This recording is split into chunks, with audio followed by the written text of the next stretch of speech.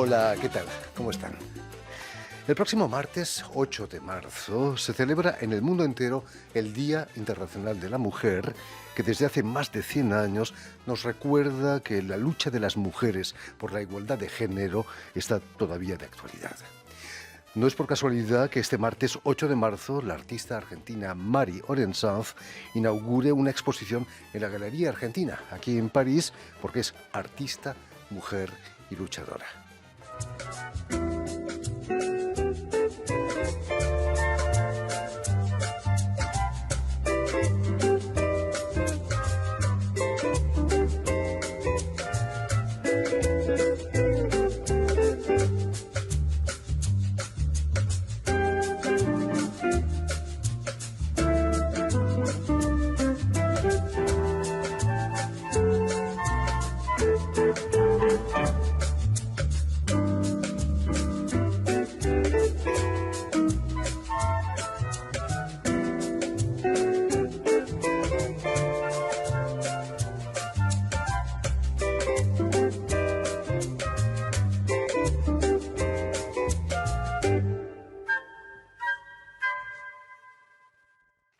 Y precisamente para hablarnos de esta exposición y de su densa carrera como artista, María Orensanz ha sido tan amable de venir hasta nuestros estudios. Buenas tardes, Mari, y sobre todo muchísimas gracias por haber hecho el esfuerzo de venir hasta nosotros. Por favor, a vos, muchísimas gracias por invitarme. Me acuerdo de una entrevista que tuvimos hace tiempo, que fue muy agradable y, por supuesto, estoy a disposición. Muchas gracias por haber vuelto, como dice. Permíteme que recuerde a nuestros oyentes que has nacido en Buenos Aires en 1936, si no me equivoco, y que lo que querías estudiar de pequeña era Derecho, querías ser abogada. Sí, por la igualdad, por la justicia. Ya, entonces. Sí, pero no en Buenos Aires. Yo nací en Mar del Plata, porque después tiene algo que ver mi nacimiento con una exposición, así que contaremos eso después. Y sí, quería ser abogada por la justicia, pero después de un viaje que hicimos con mi padre y mi familia por toda Europa, me di cuenta que a través del arte también se podía transformar, también se podían hacer cosas. Y Algo entonces difícil, empecé a estudiar. naturalmente. Vas a entrar en el taller en Buenos Aires de Emilio Petoruti y también vas a estar 2 años en el taller de Antonio Seguí, quien acaba de dejarnos. ¿Cómo fue esa experiencia de 2 años con Antonio Seguí? Con Petoruti fueron totalmente técnicas muy buenas, pero salí de ahí, hacía pequeños petorutitos que no me interesaba para nada. Entonces me encontré con Antonio y Antonio me dijo, yo tengo un taller, si querés venir. Y cuando llegué, él me dijo, mira, Mari, yo lo único que te puedo enseñar son técnicas. Y me enseñó la libertad a través de las técnicas, generosidad total. Antonio era un personaje único, muy, muy generoso, muy abierto. Sabía de técnicas, pero impresionante. Cualquier cosa podías hacer porque él daba las soluciones. No os perdiste de vista, vino a Buenos Aires, de Buenos Aires a París, como tú. Aquí fue profesor en la Escuela de Bellas Artes, ¿no? Durante años. ¿Ibas a Sí, verle alguna vez a Bellas sí. Artes? En el 63 Antonio vino a París con Graciela Martínez y yo también vine y así que la amistad, te imaginas, 63 hasta hoy, porque todas las semanas nos hablábamos por teléfono, comentábamos la actualidad, él era un apasionado de la política y de todo lo que sea social, y yo le consultaba a veces sobre alguna técnica que tenía que usar, siempre estaba a disposición. Bueno, en el 69 vas a poner el arte al servicio de una causa, de un pueblo, el pueblo de La Gallatera, en una lucha por no perder su vía férrea, su fuente de trabajo. Una exposición en la que fuiste un poco agresiva, tanto que no duró ni siquiera un día, ¿no? Lo del pueblo de la Gallareta, volvíamos con mi marido de un viaje de Brasil y pasamos por la provincia de Santa Fe. Vimos en la calle, en la ruta, gente que nos hacía señas. Pensamos, bueno, uy, un accidente. Y no había sido un accidente. Era la gente, los habitantes del pueblo, la Gallareta, que luchaban por su única fuente de trabajo. es decir, ellos vivían porque arreglaban los trenes. Los trenes se desviaban y se quedaban todos sin nada. A mí me dice, hagan algo por nosotros, por favor, háganlo. Yo me quedé con un peso y una responsabilidad encima de dar la noticia. Llegué a Buenos Aires y era enero, como agosto acá, no había nadie, no encontré a nadie. Solamente Pichon Rivière, que escribía, creo que era Informado, en una revista, ahí saco una notita. Me voy a Santa Clara del Mar, que es un pueblo que fundó mi papá, con su hermano José María, y ahí me llaman de Mar del Plata para proponerme hacer una exposición con otra marplatense, Mercedes Esteves. Entonces yo dije, bueno, muy bien, yo no tengo nada que ver con política, no estoy asociada a ningún partido, pero me pasó lo que te conté y yo lo que quiero hacer es poner en la galería los afiches con el texto "El pueblo de la Gallareta lucha por su única fuente de trabajo". El día del vernissage vino un montón de gente, unos dijeron, ustedes están locas, ¿cómo hacen esto? Era la época de Onganía hasta Caperucita, sí, hasta Caperucita Roja estaría prohibida. Entonces, y otra persona me dijo, Marí, yo puedo hacer algo por el pueblo. Ay, fantástico, era lo único que me interesaba. Y debe haber hecho algo. Yo no sé ni quién era, ni cómo se llamaba, pero el hecho de haber pasado la información y que él me dijera que iba a poder hacer algo, para mí fue suficiente. Pero fue la exposición más corta de tu carrera, ¿no? Más corta, sí, porque al día siguiente nos llaman de la galería diciendo que de Buenos Aires habían llamado para decir, por favor, anulen la exposición. Es cierto que un coleccionista en Roma te compra una obra y al darse cuenta de que eres una mujer, la devuelve. Exacto. ¿Cómo te sentiste? Me dio conciencia de que algo que yo no tenía realmente conciencia que en todo el mundo pasaba. Al ser Mari con I latina y acento, como Mari en italiano, puede ser un varón como una mujer. Desde ese momento puse la E para que no hubiera ninguna confusión y yo, en el fondo, siempre tomo las cosas para adelante. No me deprimí, luché. Naturalmente. En 1975, Marie, te instalas aquí en París. Tu primera exposición va a ser en la Galerie des Femmes. Era casi lógico, ¿no? ¿Perdón? Expusiste tu primera exposición en la Galerie des Femmes, la Galería de las Mujeres, aquí en París.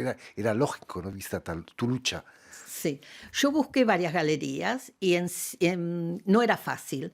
Y la Galerie des Femmes, Marie de Dieu, que estaba al frente de la parte cultural, vio mi obra y me dijo, hacemos una exposición, que fue muy importante porque expuse los mármoles, expuse dibujos, fue muy bien recibida. Acogida, claro. Perdón, a veces pienso en otro idioma. Muy bien recibida y indudablemente les agradezco mucho tanto a Marie de Dieu como a Michelle Barrière, que fueron las que me dieron la oportunidad. Hicieron un catálogo libro que era el fragmentismo.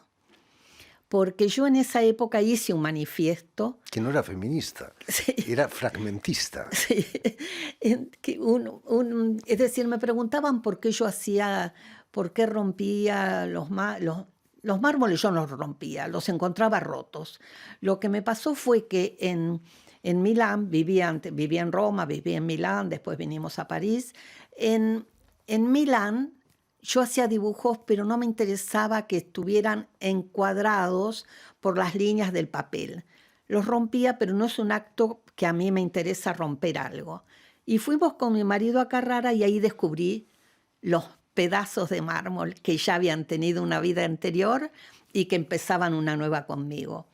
Entonces me los traje al taller y trabajé con los mármoles, con los símbolos. Alguien que habló de la polisemia de los símbolos que yo tenía fue Gillo Dorfles, crítico de arte milanés, y Lea Vergine también, que fue una mujer que hizo un primer libro que se llamaba La otra mitad de la vanguardia. ya, pero llegaba hasta los años 50. Muy interesante el trabajo de Lea Vergine. En tus esculturas a menudo introduces frases, ¿no? Palabras como las raíces son femeninas, me parece fantástico, o tenemos el poder de elegir. ¿Las palabras tienen su peso también en el arte? Yo me di cuenta cuando hice lo de la gallareta que yo hacía lo mismo, por ejemplo, dibujaba un hombrecito que aplastaba a otro, pero la gente por ahí se distraía con la forma del dibujo y en cambio con las palabras era directo. Y las raíces son femeninas, es una guiñada de ojo porque las raíces, la palabra es femenina. Por supuesto. Entonces yo puse las raíces son femeninas y me gané un concurso para Mar del Plata, donde hice una gran escultura de 3 metros con calada. Siempre yo busco a través de la materia. Las palabras están caladas, como el pensar es un hecho revolucionario, en el Parque de la Memoria, uno ve a través Las palabras. de las palabras, de las frases. Me ha emocionado la obra que tenías de esos dibujos de un hombrecito aplastando al otro. Habrá que sacarlas de nuevo porque está de actualidad. Un hombrecito que aplasta a otro. ¡Qué horror! Sí, sí, tal cual. Vivimos una época muy, muy especial, indudablemente a todos nos toca, es decir, tanto lo de Ucrania como también un montón de otras cosas que están no tanto a la vista como esta agresión, pero que existen. Y para mí la parte social y transmitir eso a través del trabajo me parece importante. Sí, dejando de lado, hubo un montón de artistas que hicieron, los españoles sobre todo, desde Goya a Picasso con el Guernica. El Guernica realmente está totalmente de actualidad. Es importante el papel del artista ante conflictos de ese calado. No sé si será para la historia, para como testimonio. No sé cuánto podemos hacer. Me gustaría hacer mucho más, pero yo no soy agresiva, ni soy para agarrar un arma, ni enfrentarme con otro que puede ser mi hermano. Eso es muy difícil, ¿eh? Muy difícil. Terrible. El Museo de Bellas Artes de Buenos Aires, para hablar de cosas más agradables, te dedicó hace pocos años una gran retrospectiva. Había que esperar que la directora del museo fuese una mujer para que te hiciesen una retrospectiva. Era, por cierto, Laura Buchelato, ¿no? La directora. Sí, Laura Buchelato, una persona muy culta, conoce muchísimo de arte, no solo argentino, sino de todo el mundo, y me propuso hacer la exposición, que fue muy agradable porque hubo todo el recorrido, es decir, se veía el hilo conductor de todo mi trabajo, porque trabajé con distintos materiales y distintas formas. Fuiste profeta en tu tierra. Sí, sí, siempre volví. Tomé una actitud que yo admiro mucho a Lucho Fontana. Y Lucho Fontana siempre decía que él, primero así, cuando tenía algo nuevo que hacía, primero lo mostraba en la Argentina y después en otros lados. Muy agradable. Nunca hay que olvidarse de dónde venimos. Por supuesto.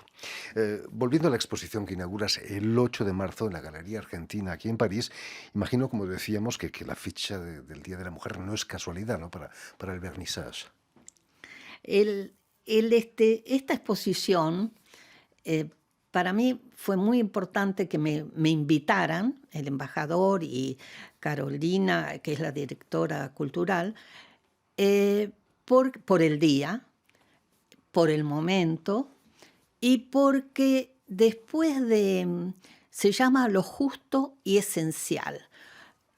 Con la pandemia uno en general no tenía muchas salidas, yo trataba de concentrarme en mi taller y allí hice unos trabajos donde despojé de la palabra el objeto. Digamos, en las esculturas había vacíos y formas, pero no había palabras. Era para mí era como dejar lo esencial en la materia. Tengo las esculturas y tuve la necesidad de que tuviera un diálogo con las telas, con los cuadros. Y ahí comencé a hacer cuadros también donde está el vacío en blanco. Y no solo eso, sino después me di cuenta de que en los cuadros yo también ponía símbolos como símbolos de Yiqin, que son el libro de la sabiduría china, que ya los había utilizado en otros momentos, en otras obras. Pero lo que yo trato ahora de exponer ahí en la galería es de dar un lugar de meditación, un lugar donde el silencio existe y donde la gente se encuentre con ella misma a través de mis trabajos. Es decir, la meditación, la comunicación, es decir, creo que concentración tiene que ver con lo espiritual. Es un momento, justamente en un momento tan difícil que vivimos, mis trabajos van hacia el espíritu, hacia el silencio y hacia la transformación. Hacen falta casi 50 años de trabajo para llegar a eso, a lo esencial. Y pienso que sí.